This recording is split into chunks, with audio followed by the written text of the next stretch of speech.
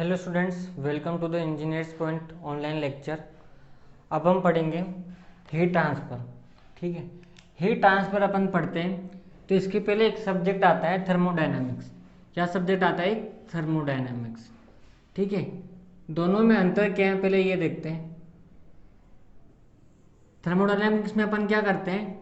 Thermodynamics में अपन देखते हैं कि बॉडी जो है एक इक्विलिब्रियम स्टेट से किसी पॉइंट वन इक्विलिब्रियम स्टेट से अनोदर इक्विलिब्रियम स्टेट तक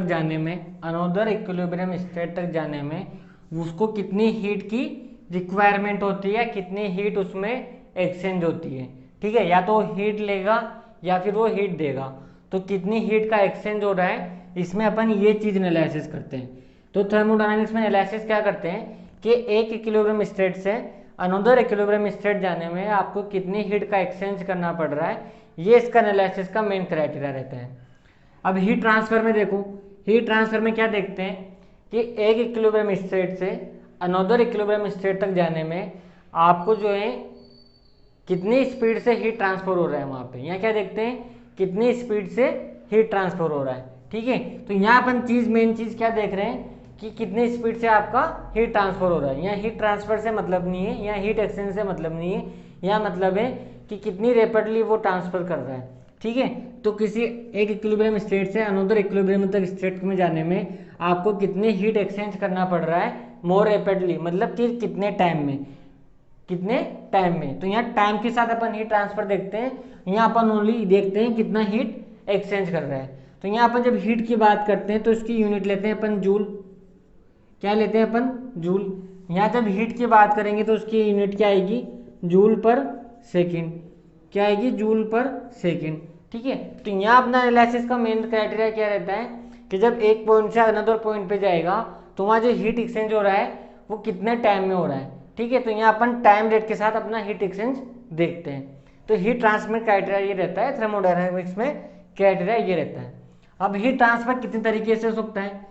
तो हीट ट्रांसफर करने के तीन तरीके हैं। एक तो कंडक्शन,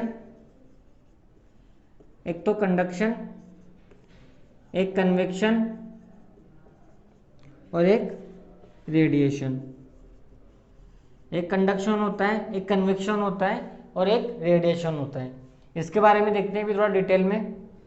अब अपन देखेंगे कंडक्शन।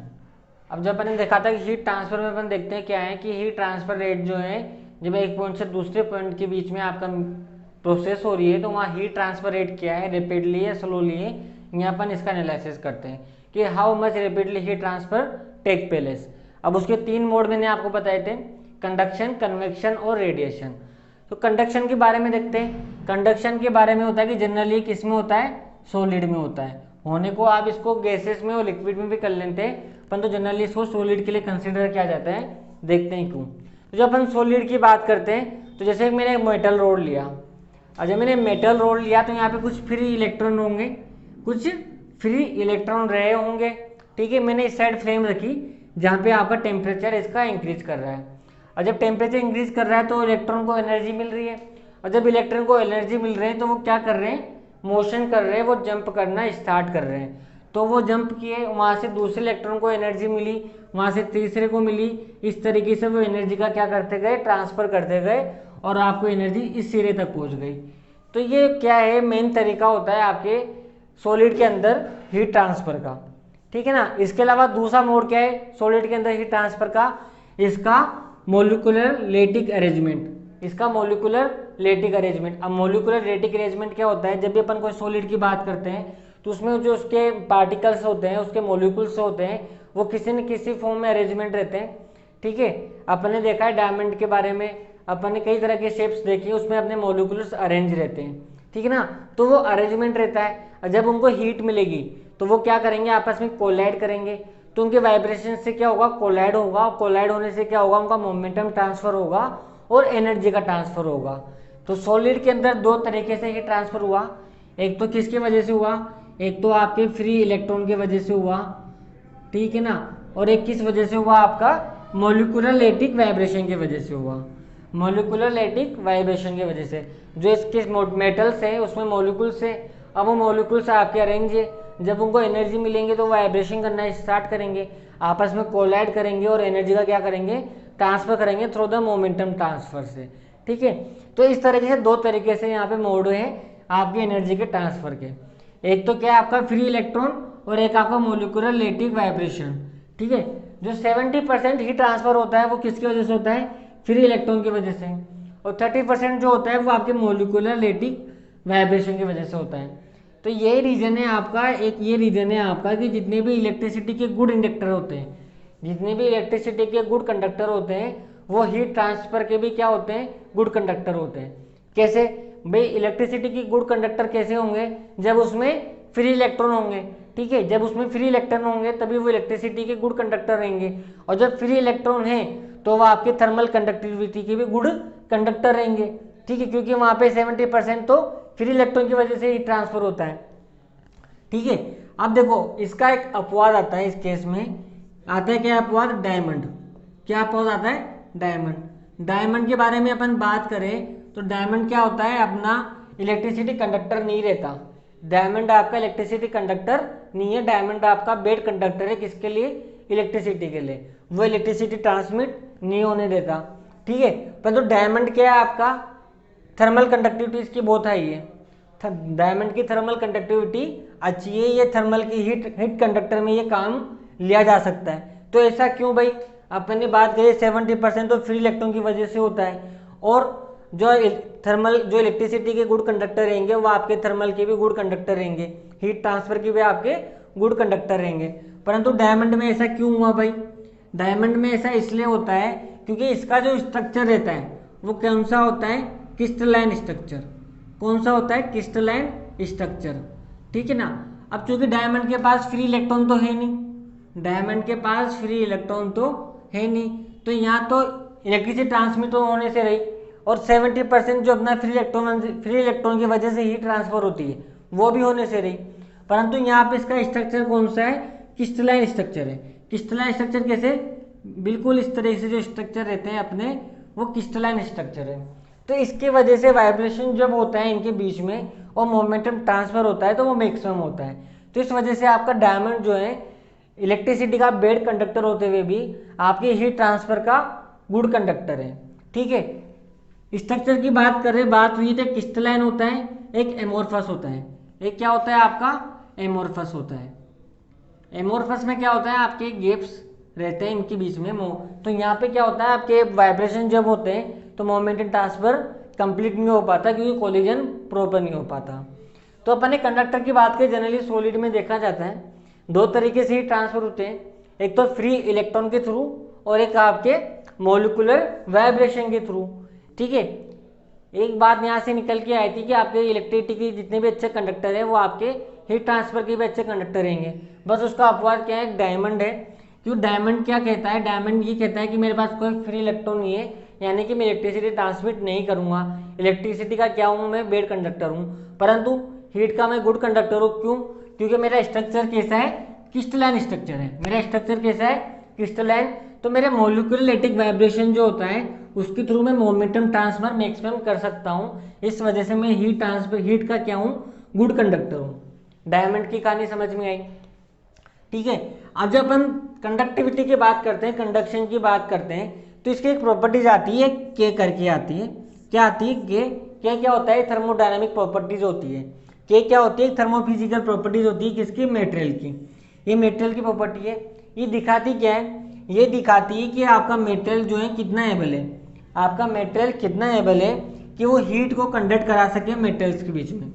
एक मेटल की प्रॉपर्टी है, थर्मोफिजिकल प्रॉपर्टी, जो ये दिखाती है कि आपकी मेटल की एबिलिटी दिखाती है कि वो हीट को मेटेरियल के थ्रू कितने मोर रैपिडली, आप कितना रैपिडली ट्रांसफर कर सकते हैं। तो के दिखाता क्या है आपको, के आपको दिखाता क्या है, ये मेटेरियल की एबिलिटी दिखाता है कि वो हीट को मेटेरियल के थ्रू कितनी मोर रैपिडली ट्रांसफर कर सकता है, यानी कि थर्मल कंडक्टिविटी दिखाता है। क्या दिखाता है ये दिखाता है आपकी थर्मल कंडक्टिविटी। क्या दिखाता है, ये थर्मल कंडक्टिविटी दिखाता है। ठीक है, ये चीज समझ में आई। अब चलो सॉलिड की अपन ने देख लिया, सॉलिड तो है कंडक्टर। जब कंडक्शन की बात करेंगे सॉलिड ही दिमाग में आता है। चलो गैसेस के लिए और लिक्विड्स के लिए देख लेते हैं। अब गैसेस और लिक्विड्स में क्या होता है, मैं गैस का एग्जांपल ले रहा हूँ। तो जैसे माना मेरी ये दो प्लेट है, उसके बीच में गैस भरी हुई है। क्या भरी हुई है, अपनी गैस भरी हुई है, मैंने इस साइड पे हीट दी, यहाँ मैंने हीट दी, अब ये हाई टेम्परेचर पे प्लेट आई। अब बाकी जो यहाँ पे आपकी एयर है, अगर ये स्टेशनरी है यानी कि रेस्ट में है और आपका जो यहाँ हीट जनरेट हो रही है, इसका टेम्परेचर जो इंक्रीज हुआ, लो टेम्परेचर इंक्रीज हो रहा है, हाई नहीं हो रहा, तो क्या होता है, इसमें कोई हलचल नहीं होती। अभी यहाँ से यहाँ तक अगर आपको पहुँचानी है तो उसके लिए क्या होगा कि आपकी गैस में क्या होना चाहिए, मोशन होना चाहिए। अब मोशन होने के लिए कंडीशन क्या है कि आपकी इसकी क्या होनी चाहिए, वेलोसिटी हाई होनी चाहिए, वेलोसिटी हाई होनी चाहिए और टेम्परेचर भी क्या होना चाहिए, हाई होना चाहिए, टेम्परेचर भी हाई होना चाहिए। तो क्या करेंगे, ये आपस में ये ऐसे वैसे मोशन करना स्टार्ट करेंगे, ये रेंडमली मोशन करना स्टार्ट करेंगे, ये रेंडमली मोशन करना स्टार्ट करेंगे। तो जब रेंडमली मोशन करते हैं गैस के पार्टिकल्स तो आपस में कोलाइड करेंगे, आपस में कोलाइड करेंगे तो क्या होगा, उनका मोमेंटम ट्रांसफर होगा, क्या होगा, उनका मोमेंटम ट्रांसफर होगा। और जब मोमेंटम ट्रांसफर होगा तो मोमेंटम ट्रांसफर के थ्रू आपकी हीट एनर्जी का ट्रांसफर होगा, क्या होगा, आपका हीट एनर्जी का ट्रांसफर होगा और वो यहाँ पहुँचेंगे। फिर भी हीट ट्रांसफर तो कर रहे हैं यहाँ पे, तो उसके लिए कंडीशन क्या है कि आपकी गैस की वेलोसिटी हाई होना चाहिए और टेम्परेचर हाई होना चाहिए। अगर वे रेस्ट में है और आपका टेम्परेचर लो है तो जो हीट ट्रांसफर होता है वो भी नहीं होगा।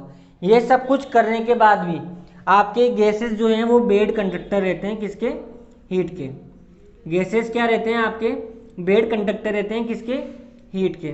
क्यों, क्योंकि जितनी आपको यहाँ हीट यहाँ से यहाँ ट्रांसमिट, जितना टेम्परेचर यहाँ रहता है उतना आप उसके आसपास भी यहाँ अचीव नहीं कर सकते, क्योंकि इसकी हाई वेलोसिटी आपस में कोलाइड कर रहे हैं, मोमेंटम ट्रांसफर कर रहे हैं, तो जरूरी सारा आपका यहाँ पहुँचे, वो आपस में भी डिस्ट्रॉय हो जाता है, क्योंकि सारे पार्टिकल्स यहाँ पहुँचे इसकी कोई गारंटी नहीं है। तो इसलिए अपन बोलते हैं गैसेस जो है जनरली बेड कंडक्टर रहती है आपकी, किसकी, हीट की। रीजन बताया, क्योंकि यहाँ मोमेंट, यहाँ आपकी हीट ट्रांसफर हो रही है, वो ओनली मोमेंटम ट्रांसफर के थ्रू होती है, जो कि कब अचीव होता है, जब हाई वेलोसिटी हो और हाई टेम्परेचर हो, ठीक है। तो यहाँ पे थोड़ा बहुत आपका हीट ट्रांसफर पॉसिबल हो सकता है। तो मैं जब गैसेस की बात करूँ, फॉर गैसेस के लिए मैं बोलूँ तो गैसेस की एक चीज़ में आई कि आपका जो कंडक्शन है उसकी कंडक्टिविटी जो है वो इंक्रीज करेगी।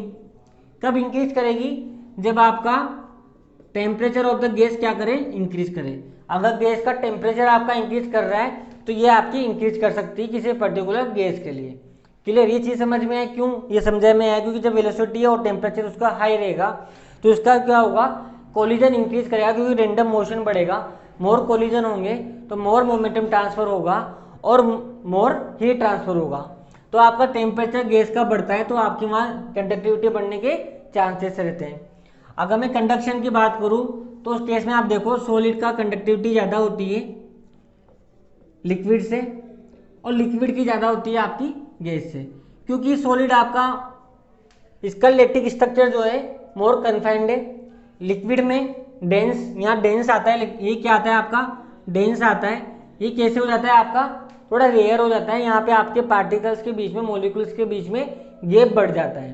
क्या बढ़ जाता है आपका, गैप बढ़ जाता है। तो वहाँ जो लेटिक वाइब्रेशन मोमेंटम ट्रांसफर के थ्रू जो जितनी हीट ट्रांसफर होनी चाहिए थी उतनी नहीं हो पाती, और गैसेस तो आपकी क्या हो जाती है, रेयर हो जाती है। मतलब कि गैसेस के दो पार्टिकल्स, दो मॉलिक्यूल्स के बीच में तो गैप और ज़्यादा बढ़ जाता है, तो यहाँ पे तो हीट ट्रांसफर कंडक्शन के थ्रू बहुत कम हो जाता है। जब भी अपन कंडक्शन की बात करते हैं तो अपन ये कहते हैं कि आपका जो हीट ट्रांसफर होता है कंडक्शन का जनरली सॉलिड के थ्रू होता है, लिक्विड में बहुत कम होता है, गैसेस में तो और कम होता है। गैसेस में आपको कराना है तो कंडीशन की आपकी वेलोसिटी हाई हो और टेम्परेचर हाई हो।